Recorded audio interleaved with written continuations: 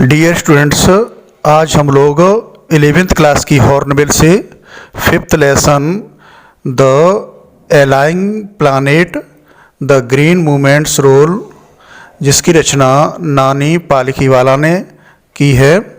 नानी पालिखीवाला एक पर्यावरणविद थे। इनका लिखा हुआ लेख इंडियन एक्सप्रेस में प्रकाशित हुआ, जिसमें वे पर्यावरण और पृथ्वी की बिगड़ती हुई दशा पर चिंता व्यक्त करते हैं। फर्स्ट पार्ट में हम लोगों ने जाना कि लेखक पर्यावरण को होने वाली क्षति के बारे में अपनी चिंता व्यक्त करता है। वह बताता है कि पृथ्वी एक रोगी की तरह है, जिसका असीमित दोहन और जनसंख्या विस्फोट के कारण स्वास्थ्य और खराब हो रहा है। लेकिन हाल के वर्षों में हरित क्रांति के माध्यम से पर्यावरण में होने वाले सुधार का भी वर्णन करता है। और अब आगे इस वीडियो में mister Lester R Brown in his thoughtful book the global economic prospect points out that the Earth's principal biological systems are four: fisheries, forests, grasslands, and croplands, and they form the foundation of the global economic system.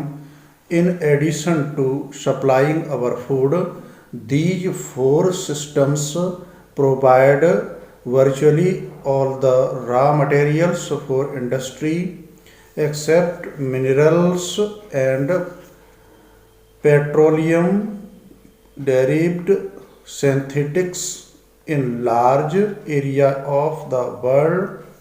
Human claims on these systems and reaching an unsustainable level, a point where their productivity is being impaired. When this happens, fisheries collapse, forests disappear, grasslands are converted into barren wastelands, and croplands deteriorate in a protein conscious and protein hungry world.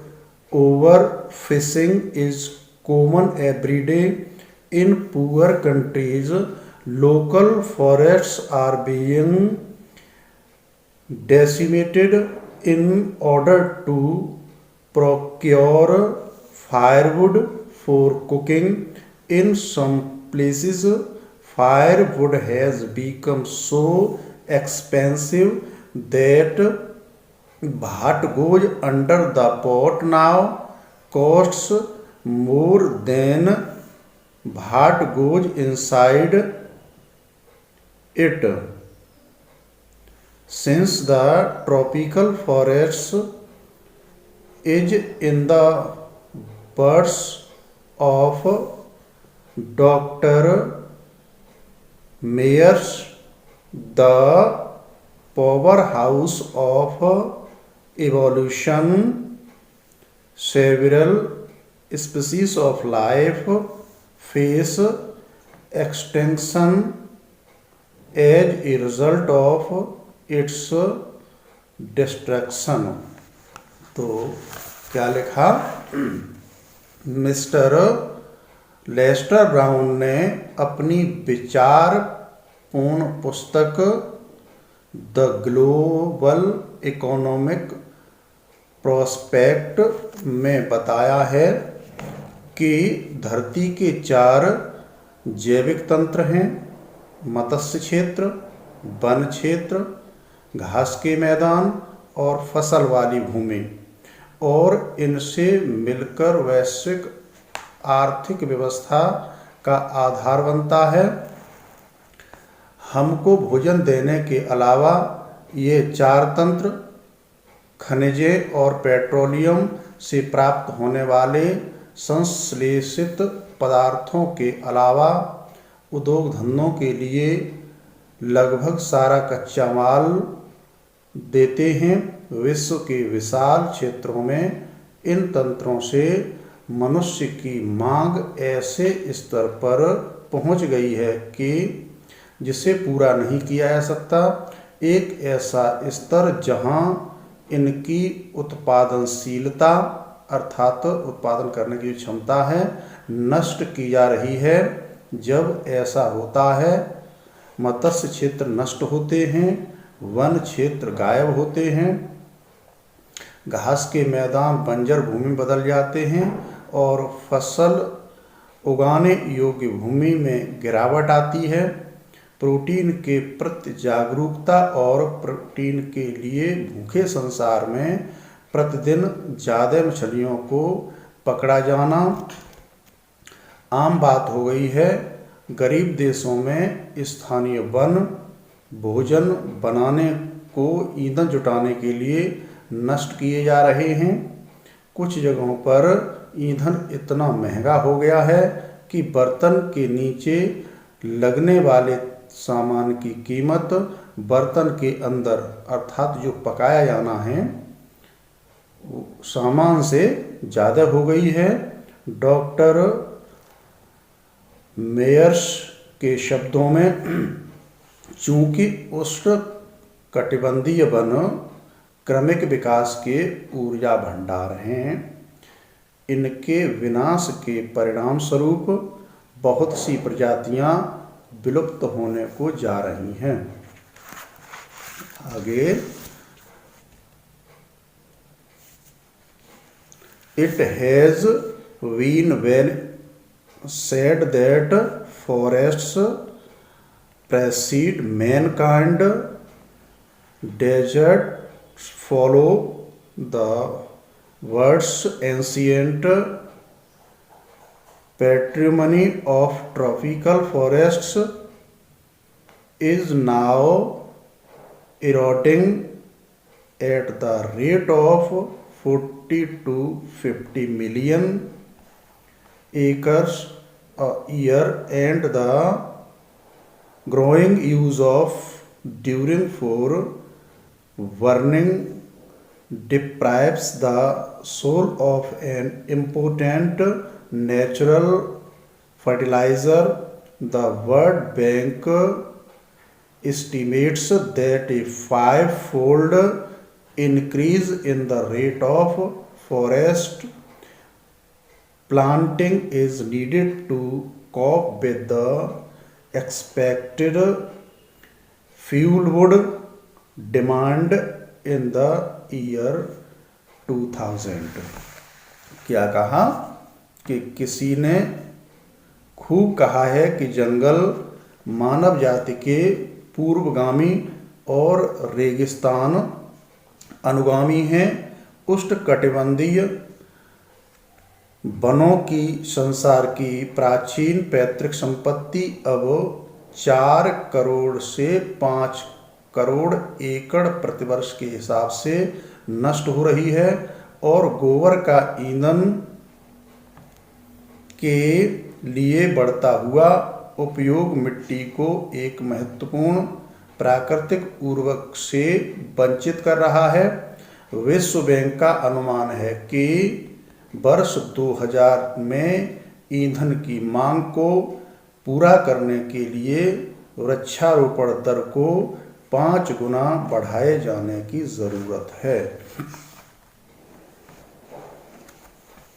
James Speth, the president of the World Resources Institute, said the other day we were saying that we are losing the forests at an acre a second, but it is much closer to an acre and a half to a second। क्या कहा? Bird resources institute के अध्यक्ष James स्पैथ ने हाल ही में कहा है, हम कह रहे थे कि हम वनों के 1 एकड़ प्रति सेकंड के हिसाब से खो रहे हैं, किंतु यह दर 1.5 एकड़ प्रति सेकंड के आसपास से भी ज़्यादा है। आगे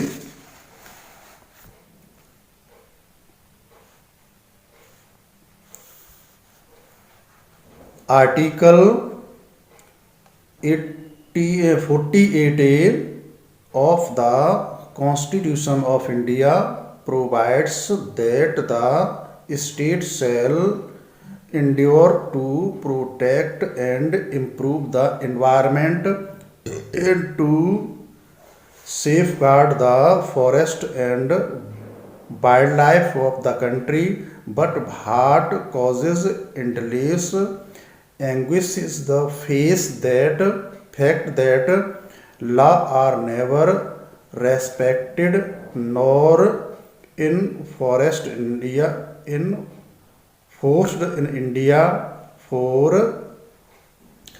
instance, the Constitution says that casteism, untouchability, and bonded labor shall be abolished, but they flourish shamelessly even after 44 years of the operation of the Constitution. A recent report of our Parliament's Estimates Committee has highlighted the near catastrophic depletion of India's forest over the last 4 decades. India, according to reliable data, is losing its forest at the rate of 3.7 million acres a year. Larger area officially designated as forest land are already virtually treeless. The actual loss of forest is estimated to be about 8 times the rate indicated by government statistics.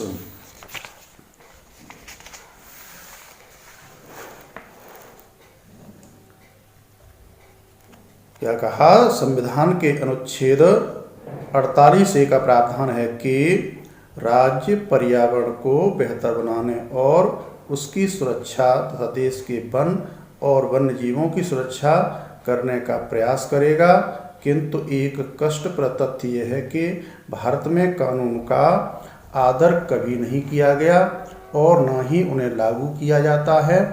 उदाहरण के लिए संविधान कहता है कि जातिवाद, छुआछूत और बंधुआ मजदूरी को जड़ से समाप्त किया जाएगा, किंतु संविधान लागू होने के 44 साल बाद भी बेशर्मिंदगी के साथ फल फूल रहे हैं। संसद की अनुमान समिति की ताज़ा रिपोर्ट पिछले 4 दशकों से भारत के वनों की विनाशकारी कमी को प्रकाश में लाई है। विश्वसनीय आंकड़ों के अनुसार भारत 37 लाख एकड़ प्रति वर्ष के हिसाब से वनों को खो रहा है। आधिकारिक तौर पर वन भूमि के रूप में निर्दिष्ट विशाल क्षेत्र पहले ही प्राय वृक्षहीन है। अनुमान है कि वनों की वास्तविक कमी सरकारी आंकड़ों में दर्शाई गई से लगभग 8 गुना ज़्यादा है। आगे A 3-year study using satellites and aerial photography conducted by a United Nations warns that the environment has deteriorated so badly that it is critical in many of the 88 countries investigated. क्या लिखा? उपग्रह और हवाई photo चित्रों का प्रयोग करके संयुक्त राष्ट्र द्वारा किया गया त्रिवर्षीय अध्ययन चेतावनी देता है कि पर्यावरण में इतनी बुरी तरह गिरावट आ गई है कि जांचे गए 88 देशों में से अधिकांश में पर्यावरण की स्थिति गंभीर है. There can be no doubt that the growth of bird population is one of the strongest factors distorting the future of human society. It took mankind more than a million years to reach the first billion. That was the bird population around the year 1800. By the year 1900, a second billion was added, and the 20th century has added another 3.7 billion. The present world population is estimated at 5.7 billion. Every 4 days the world population increases by 1 million. क्या कहा? इसमें कोई संदेह नहीं है कि विश्व की जनसंख्या वृद्धि भावी मानव समाज का रूप बिगाड़ने वाले सर्वाधिक मजबूत कारकों में से एक है. 1 अरब जनसंख्या तक पहुंचने में मानव जाति को 10 लाख वर्ष से भी अधिक समय लगा. इतनी जनसंख्या सन 1800 के आसपास थी. सन 1900 तक 1 अरब और जुड़ गई और 20वीं शताब्दी में 3.7 अरब और जुड़ गई है. वर्तमान में अनुमान है कि विश्व की जनसंख्या 5.7 अरब है. हर 4 दिन में संसार की जनसंख्या में 10 लाख की वृद्धि हो जाती है. Fertility falls in incomes rise, education speeds, and health improves. Thus, development is the best contraceptive, but development itself may not be possible if the present increase in numbers countries. क्या कहा कि जब आमदनी बढ़ती है, शिक्षा का प्रसार होता है तथा स्वास्थ्य सुधरता है, तब जन्म दर घटती है. विकास सबसे बड़ा प्रजनन निरोधक है, किंतु स्वयं विकास भी शायद संभव न हो यदि संख्या में होने वाली वृद्धि इसी तरह जारी रहती है. The rich get richer and the poor beget children with condemns them to remain poor. More children does not mean more workers, merely more people without work. It is not suggested that human beings be treated like cattle and compulsorily sterilized, but there is no alternative to voluntary family planning without introducing an element of concern.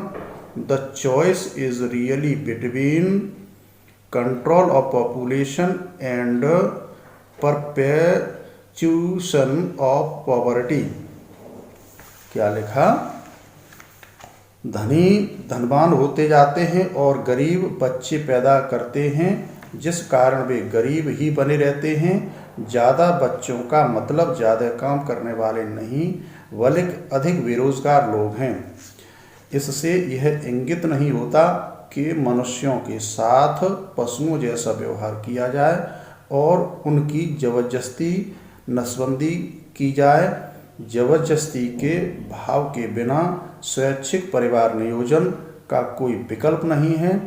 चयन सचमुच जनसंख्या नियंत्रण और गरीबी की निरंतरता के बीच करना है।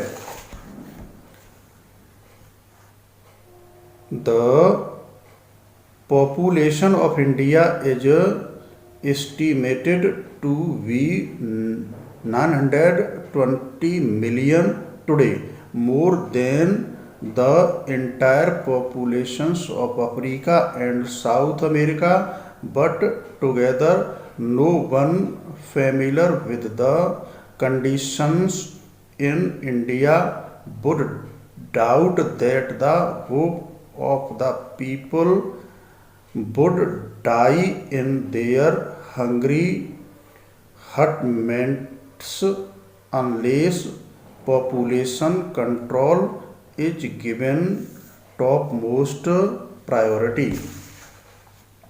अनुमान है कि आज भारत की जनसंख्या 125 करोड़ है। अफ्रीका और दक्षिण अमेरिका की संयुक्त जनसंख्या से भी ज़्यादा। भारत के हालातों को जानने वाला कोई भी व्यक्ति यह संदेह नहीं करेगा कि अगर जनसंख्या नियंत्रण को पहली प्राथमिकता नहीं दी गई तो लोगों की आशा भूखी झोंपड़पट्टियों में ही मर जाएगी। For the first time the human history we see a transcending concern the survival not just of the people but of the planet। We have begun to take a holistic view of the very basis of our existence। The environmental problem does not necessarily single our damage, it is our passport for the future। The emerging new world vision has ushered in the era of responsibility। It is a holistic view and ecological view, seeing the world as an integrated whole rather than a dissociated collection of parts। मानव इतिहास में पहली बार यह सामान्य से हटकर चिंता देख रहे हैं। सिर्फ लोगों की ही नहीं वरन पृथ्वी को भी बचाना अपने अस्तित्व के आधार के विषय में हमने विस्तृत दृष्टिकोण अपनाना शुरू कर दिया। पर्यावरणीय समस्या जरूरी नहीं है कि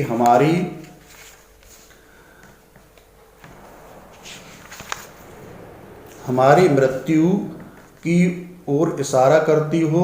यह भविष्य के लिए हमारा पारपत्र है। उभरता हुआ नया विश्व दृष्टिकोण जिम्मेदारी के युग की शुरुआत है।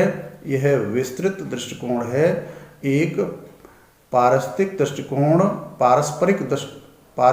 दृष्टिकोण विश्व को असंबद्ध हिस्सों के एकत्रीकरण के बजाय संपूर्णता के साथ देखना।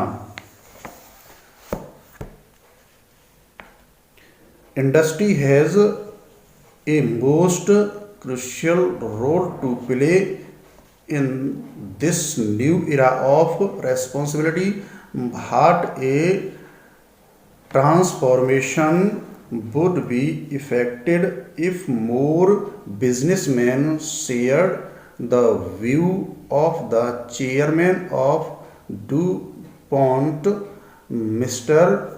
Eggers Woodard, who 5 years ago declared himself to be the company's chief environmental officer. He said, our continued expense as a leading manufacturer requires that we excel in environmental performance. उत्तरदायित्व के इस नए युग में उद्योगों को एक अत्यंत महत्वपूर्ण भूमिका अदा करनी है। कितना अधिक बदलाव आ जाए, अगर और अधिक संख्या में व्यवसायी DuPont के चेयरमैन मिस्टर एगर एस वुडार्ड के विचार से सहमत हो जाएं, जिन्होंने 5 वर्ष पूर्व स्वयं को कंपनी का मुख्य पर्यावरणीय अधिकारी घोषित कर दिया। उन्होंने कहा कि एक प्रमुख उत्पादक के रूप में हमारा निरंतर बने रहने वाला अस्तित्व यह मांग करता है कि हम पर्यावरणीय कार्य निष्पादन में श्रेष्ठ बने। Of all the statesmen made by Margaret Thatcher during the years of her prime ministership, none has passed to disability into the current coin of English use as her fallacious words. No generation has a freehold on this earth. All we have is a 5-tenancy with a full repairing lease. In the words of Mr. Lester Brown, we have not inherited this earth from our forefathers. We have borrowed it from our children. क्या लिखा? अपने पूरे प्रधानमंत्रित्व काल में Margaret Thatcher द्वारा बोले गए कथनों में से कोई भी कथन अंग्रेजी भाषा के प्रयोग में इतना प्रचलित नहीं हुआ जितना कि उनके यह शब्द हुए। किसी भी पीढ़ी का इस धरती पर असीमित स्वामित्व नहीं है। हमको जीवन भर की किराएदारी मिली है। पूरी मरम्मत की जिम्मेदारी के पट्टे के साथ श्री लेस्टर ब्राउन के शब्दों में, हमने यह धरती अपने पूर्वजों से उत्तराधिकार में प्राप्त नहीं की है, हमने इसे अपने बच्चों से उधार उठाया।